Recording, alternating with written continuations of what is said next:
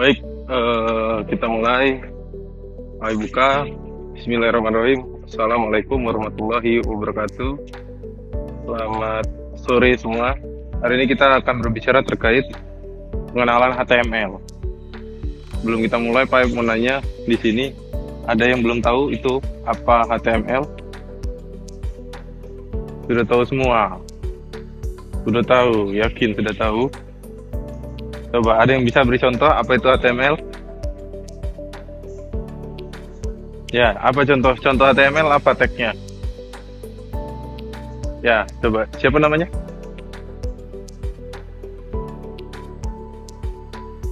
Siapa namanya?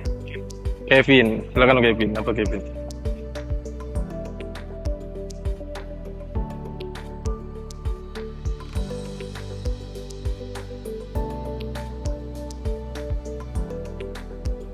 HTML bisa digunakan untuk membuat paragraf, ya betul ya.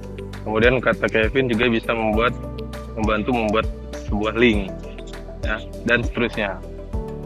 HTML itu ibarat dalam bahasa pemrograman, ibarat kalau kita buat bangunan itu HTML itu batu batanya, ya. Jadi semua yang ada web saat ini itu dibuat menggunakan HTML, ya. Tapi fakta menariknya HTML bukan bahasa pemrograman, bukan bahasa pemrograman.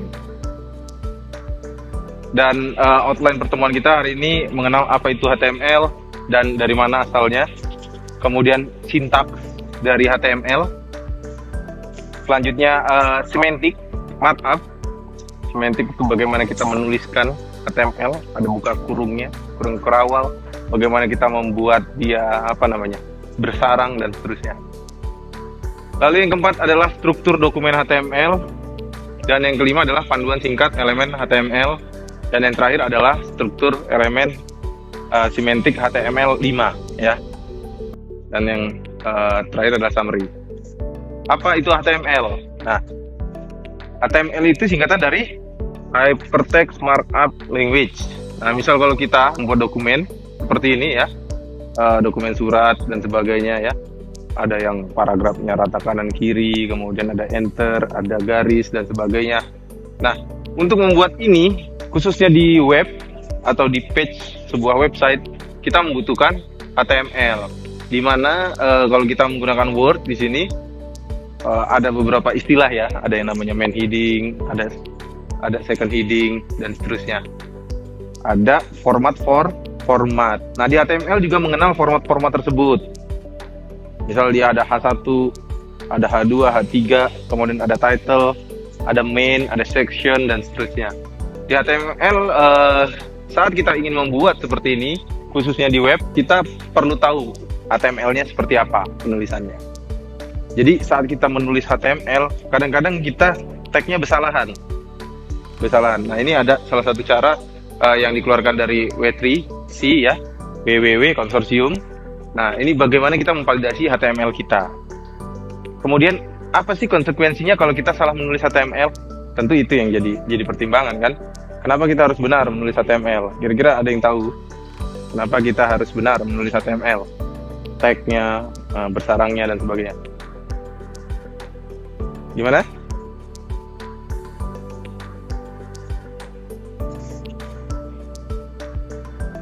Kemudian kalau salah konsekuensinya apa? Biasanya tadi dokumennya tidak sesuai, ya, tidak sesuai. Kemudian ada alasan lain. Kemudian dia tag-nya berantakan. Kemudian dia yang harusnya adalah sebuah teks, jadi dikenali hal lain, ya. Sehingga misalnya kalau zaman sekarang itu ada namanya robot-robot mesin pencarian, yang mana sifatnya melakukan parsing terhadap HTML. Jadi cara kerja Google itu, Google Search Engine, dia sebenarnya ngambilin data di setiap website. Kalau kita salah menulis HTML, tentu membingungkan karena kontekstual yang kita maksudkan itu tidak sesuai, ya, terutama di web. Kemudian HTML5, ya. Dari mana asalnya? Nah, HTML5 ini standar yang paling baru dari penulisan HTML. Kemudian ini diimplementasikan secara luas di browser modern. Semua browser modern pasti mendukung penulisan dengan HTML5. Kemudian rekomendasi dari W3C. W3C itu yang WWW konsorsium tadi ya. Saat ini untuk pengembangan sebuah website. Kemudian ini mungkin bukunya zaman dulu ya, zaman 2010-an. Ini masih relatif baru dan tidak selalu digunakan karena dulu masih ada HTML4 dan sekian. Kemudian kita masuk ke sintaks HTML. Sintaks HTML. Ini ada elemen dan atribut, di mana dokumen HTML itu terdiri dari tekstual dan elemen HTML. Ya. Jadi kalau kita lihat di sini elemen HTML itu meliputi apa? Yang pertama adalah tag-nya, ya, yang ada di sudut kanan. Nah ini elemen HTML. Kalau di sini ada A. Ini biasanya link ya. Kemudian ada closing tag ya. Selain itu ada yang namanya istilahnya atribut. Atribut itu biasanya masih dalam satu tag awal. Contoh di sini atributnya ada href ya. Href. Kemudian baru ada istilahnya konten di dalam tag, di mana nanti saat buka dan tutup tag itu ada yang namanya konten. Konten. Jadi ini elemen name-nya nanti bisa macam-macam, bisa H1, H2, paragraf dan sebagainya. Kemudian kita bisa tambahkan yang namanya atribut. Baru di dalam atribut ada yang namanya konten. Nah, kalau yang seperti ini itu bisa kalian coba. Silahkan kalian buat file misalnya index.html, buat kemudian browser filenya diisi dengan nilai seperti ini. Diisi seperti ini, kemudian buka browser, file, open index.html tadi, ya, dimanapun kalian taruh, mau di desktop, dokumen, download dan sebagainya, nanti tinggal dibuka, dia akan membuat markup language-nya tadi tampil, ya. Ini akan tampil seperti tulisan Central Park, kemudian ada underscore-nya.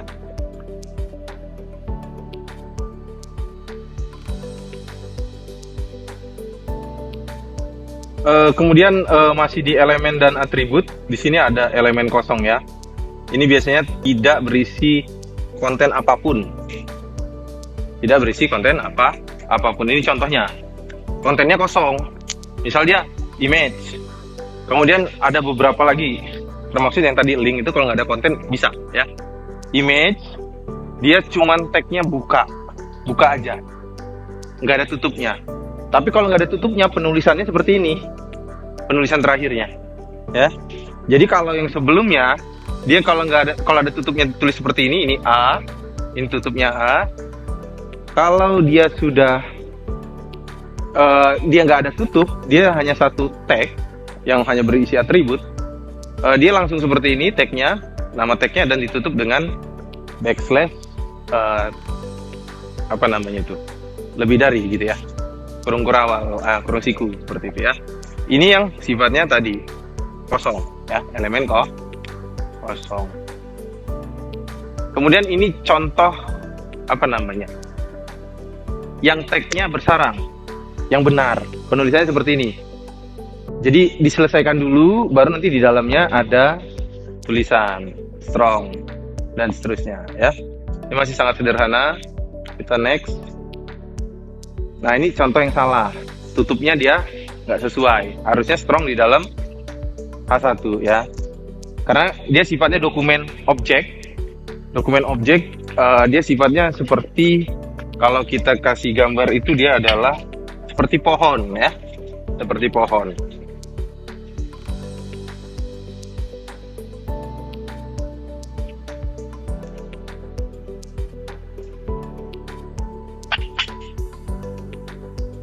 Nah, kalau kita misal membayangkan yang ini, itu kan gampang aja ya. Ini ada H1.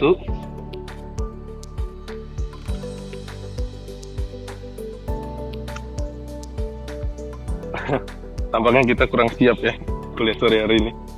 Ini ada H1, kemudian di H1 itu dia ada anaknya, strong gitu kan. Nah, dokumennya seperti pohon. Ya. Makanya ini benar. Tapi kalau yang ini salah. Karena dia tidak bisa digambarkan secara pohon tadi. Karena ini jadi bingung kan, siapa yang bapaknya, siapa yang orang tuanya, siapa yang anaknya, gitu ya. Seperti itu. Jadi ini salah. Kemudian, nah ini contoh yang benar juga bersarang. Nah ini kalau kita gambarkan secara pohon, berarti di sini nanti ada body, paling atas body, kemudian body itu dia ada satu paragraf, kemudian dua ada siblingnya H1 gitu ya, kemudian ada D1 div dan seterusnya. Nanti div punya anak lagi P dan sebagainya. Nah kira-kira seperti ini penulisan dari sintak HTML yang bersarang tadi. Kemudian ada sudut pandang di mana kalau yang namanya body, tag body ini dia melihat P itu adalah child atau anaknya. Kemudian sebaliknya P melihat si body adalah parent ya. Parent. Kemudian kalau dia sejajar, P dan H1 ini sejajar. Ini adalah apa namanya? Sibling ya. Sibling. Dan seterusnya kalau dia ke atas adalah leluhurnya, ke bawah adalah anak-anaknya ya atau turunannya. Gitu, seperti itu. Istilah ini dipakai saat kita melakukan parsing HTML. Nanti child, parent, sibling, ancestor, descendant ya dan seterusnya ini dipakai. Jadi mulai harus dihafal. Gitu ya. Ini kalau sudut pandangnya, kalau dia turunannya ya. Kalau tadi kita melihat secara HTML-nya, nah ini secara hubungannya. Jadi kalau kita gambarkan sebagai pohon, yang paling atas itu adalah si body. Kemudian body tadi ada P ya. P kemudian dia ada H dan div. Nah, kalau H1 div dan P ini adalah sibling karena dia sejajar ya. Kemudian nanti di dalam P ada strong P div. Nah, sebenarnya dia sebuah pohon seperti itu ya, dokumen objek modelnya seperti itu ya. Ini yang HTML. Kemudian kalau dia garisnya ke bawah dia disebut descendant, tapi kalau di atas dia ancestor. Kemudian kita fokus pada struktur dokumen, bukan visual. Kalau HTML itu struktur dokumen, penulisannya, tagnya benar, nestingnya benar, dan seterusnya ya. Keuntungannya apa? Pemeliharaan, performa, aksesibilitas, optimasi dari mesin pencarian dan seterusnya ya. Kalau kita benar menulisnya, misalnya kita berbelit-belit menulis HTML juga dia akan nggak benar juga performanya ya. Kemudian pemeliharaan, semakin bagus kita nulis, semakin jelas, semakin kontekstualnya, kita akan lebih mudah melakukan maintenance ya. Dan aksesnya, nah ini bisa diakses ya, aksesibilitas. Dimana banyak tutorial tentang HTML. Kemudian struktur dokumen, nah ini bisa kalian contohkan ya, buatlah contoh lah. Kita menulis HTML.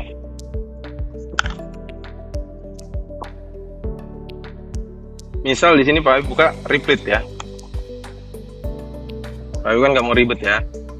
Kita buat replit HTML ada nggak? HTML, CSS, nah ini ada.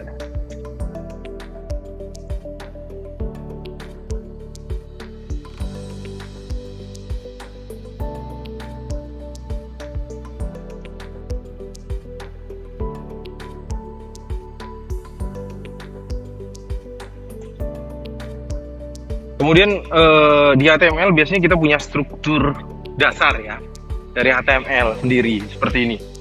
Kalau dilihat, Pak Habib contohkan, Pak Habib di sini lah ya. Nah di sini Pak Habib contohkan HTML itu dia document type. Nah ini menunjukkan kalau di HTML5 ini contoh penulisan. Kemudian baru di bawahnya dia ada tag HTML. Di bawah tag HTML dia ada head, ada body. Nah ini kontekstualnya kita dalam menulis, di mana biasanya di head ini dia isi terkait metadata, kemudian title, kemudian kalau dia ada CSS taruh sini, kemudian kalau ada JavaScript taruh sini gitu ya. Kemudian body ini yang akan di render ke sini ya. Ini contohnya. Jadi kalau kita boleh kalau kalian mau belajar coba dianggap ini tidak ada ya.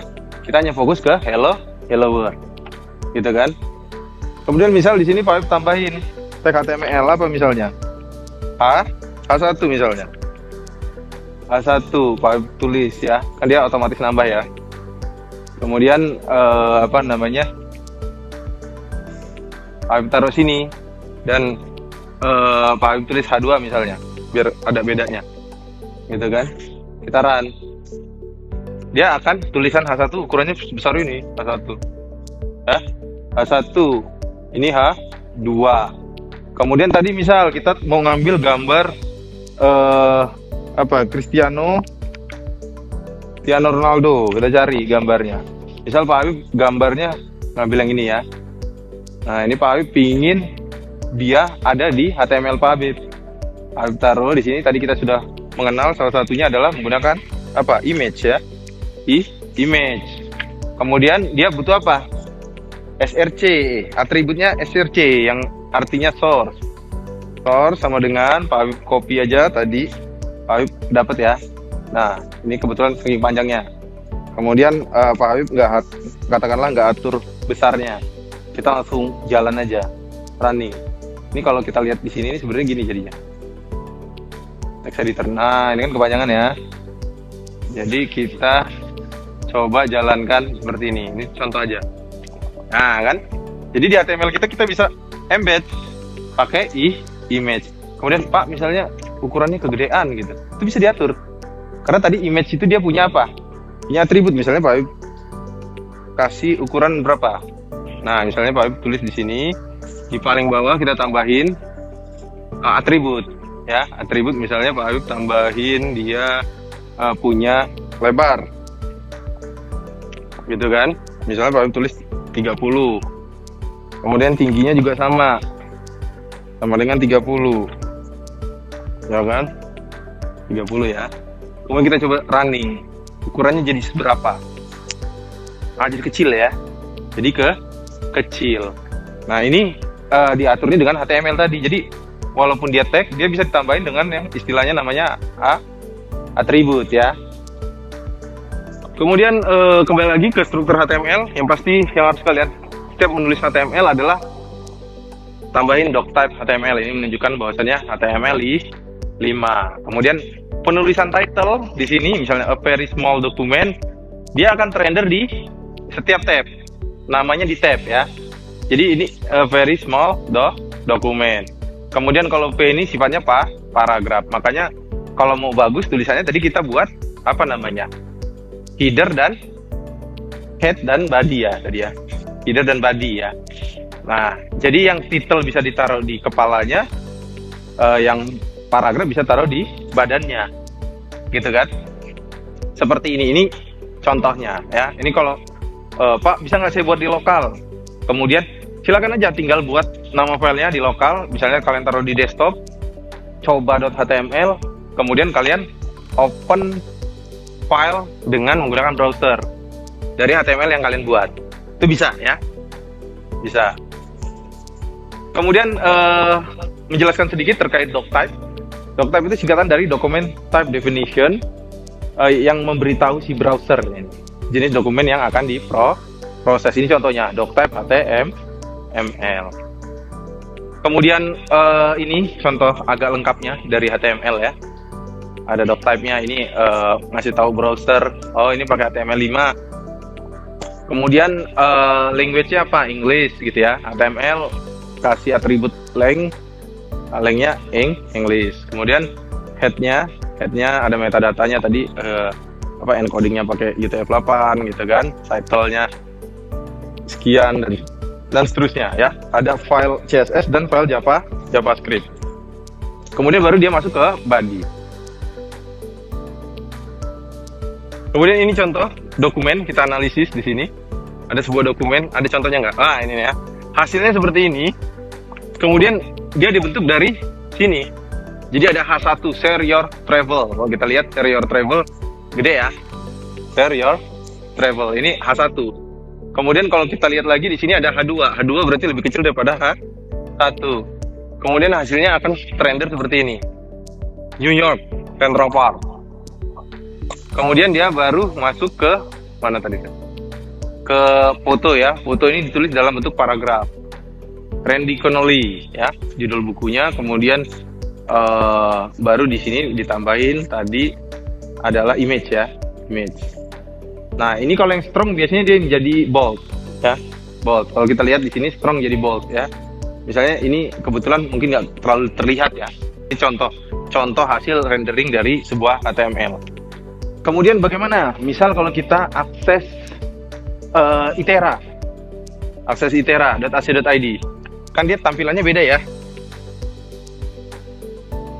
Nah, tampilannya seperti ini ya. Bingung nggak kalian gimana cara buatnya? Bingung ya? Karena dia sudah cukup kompleks. Judulnya itera.ac.id, berarti judulnya halaman utama Itera. Misal kalau Pak Habib cek di sini ada konsol ya. Pak Habib tulis dokumen itu kan semua nih, satu halaman ya kan? Dokumen, kemudian Pak Habib mau ngambil, berarti kita harus ini dulu ya, apa namanya? Kalau Pak Habib mau ngambil dokumen ini ya kan? Oh, Pak Habib harus tahu dia adalah image, kemudian dia apa atributnya yang bisa kita ambil. Misalnya di sini adalah kelasnya custom logo. Nah, kita coba ambil ya. Dokumen get element by class name. Ya kan? Class name-nya tadi adalah custom logo gitu kan? Kalau nggak salah. Lihat ya Pak Habib ya, custom logo. Ya kan? Nah, ini nih filenya, misalnya Pak Habib tulis yang pertama dia custom logo, dia sebenarnya dia adalah ini ya. Tuh, langsung ke return ya. Kemudian kalau Pak Habib mau ngambil headernya ya nanti tinggal diambil aja headernya, dipotong-potong. Jadi intinya satu halaman ini itu disebut dengan dokumen ya, dokumen. Nah, ini tinggal kita bagaimana melakukan parsing terhadap HTML tadi. Kemudian kita kembali ke slide. Ini contoh penulisan elemen HTML ya. Nah, di HTML itu menjadikan 6 tingkat heading. Heading itu ukuran ya, ukuran dari penulisan. Ini contoh ada H1, H2. Kemudian judul juga digunakan oleh browser untuk membuat kerangka dokumen untuk halaman ya. Kemudian ada tag P itu adalah kontainer untuk tag atau elemen HTML. Jadi kalau mau nulis yang rapi, biasanya dimulai dengan P ya. P itu tag untuk paragraf ya. Kemudian ada tag div. Nah, ini div juga merupakan kontainer yang digunakan untuk membuat pengelompokan konten yang logis. Di sini ada gambar gitu kan, ada gambar, ada paragraf. Nah, kalau teks itu kita kelompokinnya pakai P aja bisa. Tapi kalau misalnya dia ada gambar, ada link, ada segala macam, bagusnya pakai div ya. Bagusnya pakai div. Itu untuk mengkelompokkan.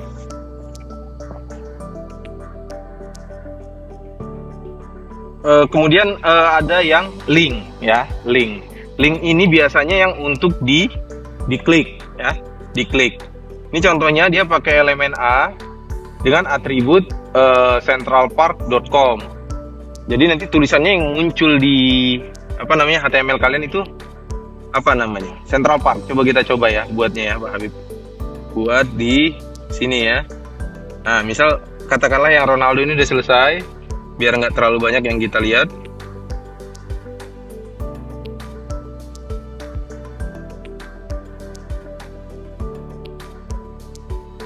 Tadi kita mau buat apa tadi? Ref ya. Misalnya Pak Habib tulis di sini A ref sama dengan apa misalnya? www.itera.ac.id misalnya. Ya kan? Kemudian dia akan nambahin gitu kan, tutup hanya udah tutup ya. Kita tulis nama ini web Itera misalnya, kemudian kita run, nanti dia akan render warna biru defaultnya ya. Kemudian sebelum kita akhiri nih ada struktur HTML5 ya. Sebenarnya di HTML5 itu sudah banyak tag bawaan, tapi programmer mungkin yang biasa menggunakan tag HTML4 dan ke bawah, dia nggak ngikutin ya. Nah, misalnya kalau kita mau buat, nah ini orang mengelompokkan pasti pakai div. Apa-apa pakai div. Ini contohnya div ID sama dengan header. Dia buat ID sama dengan header. Dia buat sendiri. Sebenarnya kalau di HTML5 dia sudah ada tagnya. Udah langsung slash header aja. Tapi kalau programmer zaman dulu dia gini buatnya nih. ID sama dengan header. Atau dia main. Main dia buat sendiri mainnya. ID sama dengan main. Kemudian baru dia isi-isinya. Sementara tag HTML5 sebenarnya sudah menyediakan main tadi ya. Main, section, ya section itu bagian dari. Kalau kita enggak, div, nggak apa-apa, ya, nggak ada yang salah. Tapi sebenarnya HTML5 itu punya fungsi ini, ya. Kemudian ada artikel, kalau kita mau buat sebuah dia bentuknya artikel, dia ada artikel, ada gambar ya, figur, ada macam-macam di HTML5. Termasuk footer, ini mungkin tulisannya udah nggak kelihatan ya. Nah, sebenarnya bagusnya kalau rekomendasinya dia penulisannya seperti ini ya, header, nav, gitu kan. Main, nav, dan sebagainya. Ini lebih kontekstual untuk HTML5. Tapi orang buatnya gini, biasanya div, ID sama dengan header, ya kan?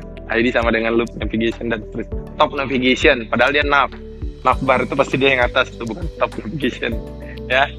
Nah, jika kalian sebagai pengembang web, semakin kalian paham ini, semakin mudah kalian membaca coding orang, terutama yang bagus ya. Seperti itu. Ada section ya, section antar ini ada sectionnya, gitu kan, ada artikel, baru dia footer ya. Selain dia ada header, ada footer. Sampai sini ada pertanyaan terkait HTML? HTML masih mudah.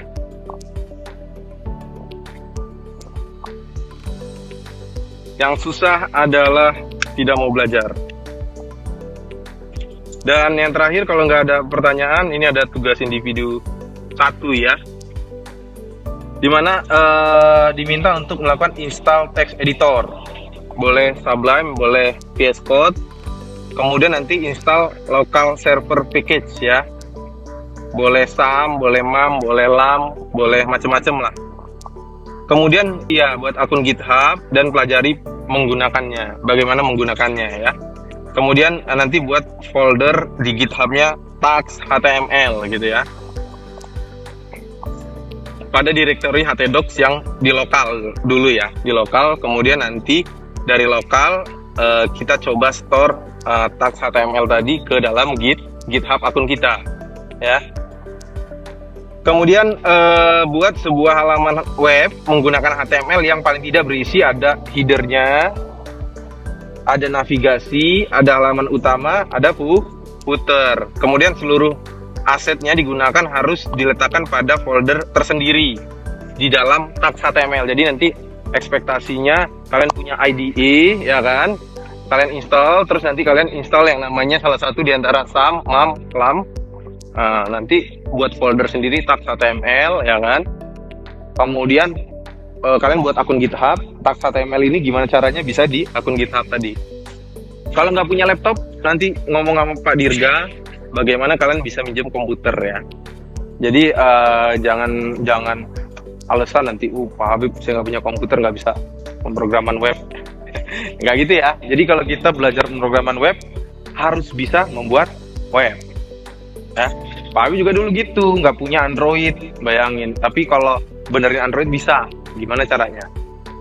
Ya kan? Nggak punya iPhone, nggak pernah beli iPhone zaman dulu. Tapi kalau mau jailbreak, mau apa namanya, nambahin aplikasi bajakan itu bisa Pak Habib ya.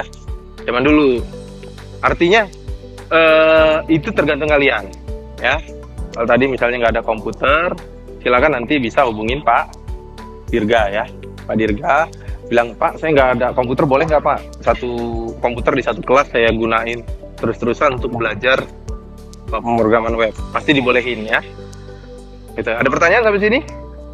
Baik, kalau nggak ada pertanyaan lagi, mungkin Pak Habib cukupkan pertemuan kita sore hari ini. Pak Habib mohon maaf kalau ada kata-kata yang salah. Kita ketemu lagi minggu depan di pelajaran pertemuan keempat, pengenalan CSS ya. Baik, itu aja dari Pak Habib. Pak Habib mohon maaf kalau ada kata-kata yang salah. Kita ketemu lagi minggu depan. Pak Habib akhiri. Assalamualaikum warahmatullahi wabarakatuh. Selamat sore semua.